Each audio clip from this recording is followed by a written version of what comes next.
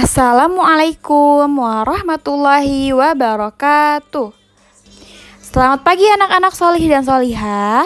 Kaifa halukunna?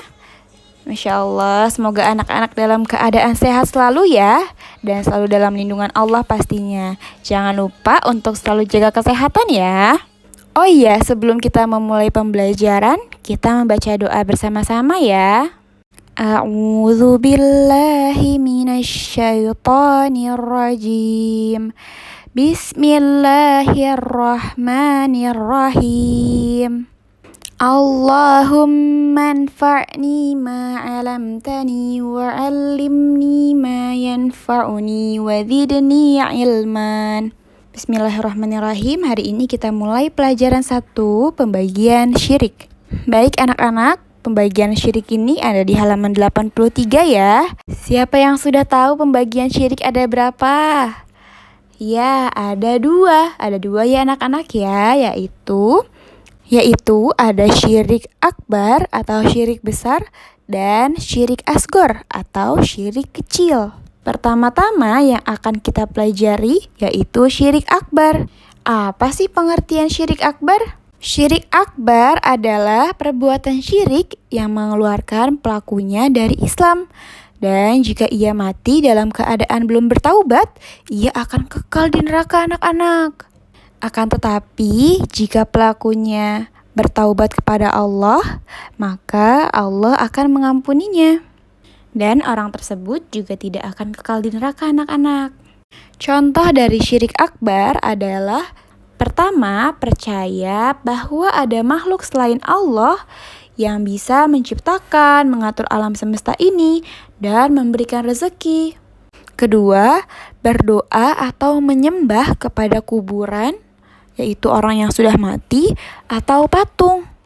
Lalu yang ketiga, mendatangi dukun dan meyakini atau mempercayai ucapannya.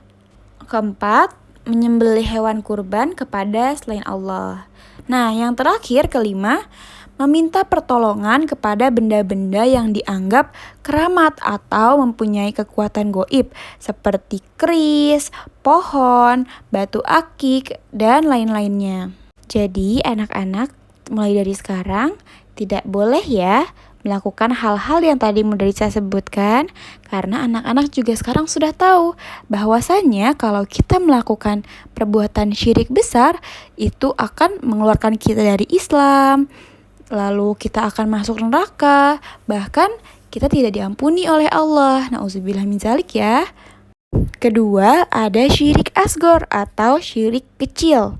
Syirik asgor adalah segala perbuatan yang disebut syirik namun tidak mengeluarkan pelakunya dari Islam serta tidak akan kekal di neraka.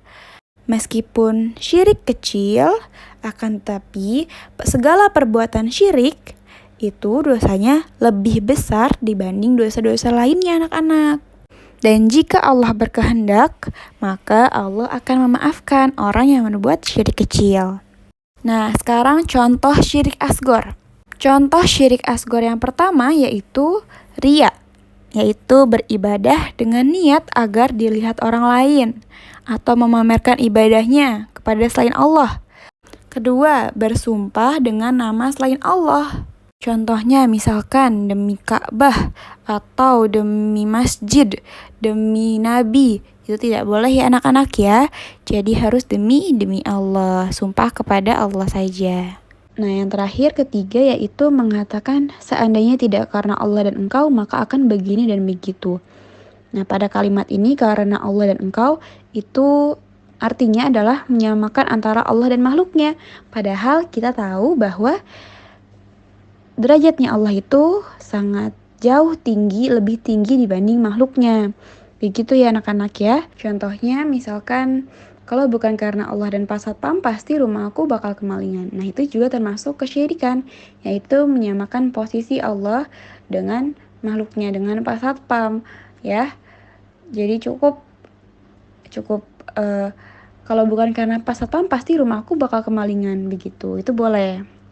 Akan tapi kita harus meyakini bahwa yang maha memberi pertolongan dan menjaga rumah kita, menjaga diri kita, itu hanyalah Allah Subhanahu wa Ta'ala. Dan Pak Satpam adalah sebab atas pertolongan Allah Subhanahu wa Ta'ala. Anak-anak yang menjadi saya cintai karena Allah, karena syirik itu adalah perbuatan dosa yang sangat besar, maka ancaman bagi orang yang berbuat syirik adalah yang pertama, Allah tidak akan mengampuni orang yang berbuat syirik. Nah, yang kedua, dimasukkan ke dalam api neraka. Yang ketiga, dihapuskan pahala seluruh amal kebaikannya. Masya Allah, barakallahu fikunna. Alhamdulillah, materi di pelajaran 1 ini anak-anak sudah menjadi saya jelaskan semua ya. Jadi anak-anak sudah tahu, sudah mengenal tentang tauhid dan syirik, sudah tahu arti tauhid dan syirik, sudah tahu pembagian syirik, dan tahu macam-macam tauhid, dan juga tahu manfaat mentauhidkan Allah. Masya Allah, semoga ilmu yang anak-anak dapatkan bisa bermanfaat untuk kegiatan hari-harinya ya. Wabillahi taufiq wal hidayah. Wassalamualaikum warahmatullahi wabarakatuh.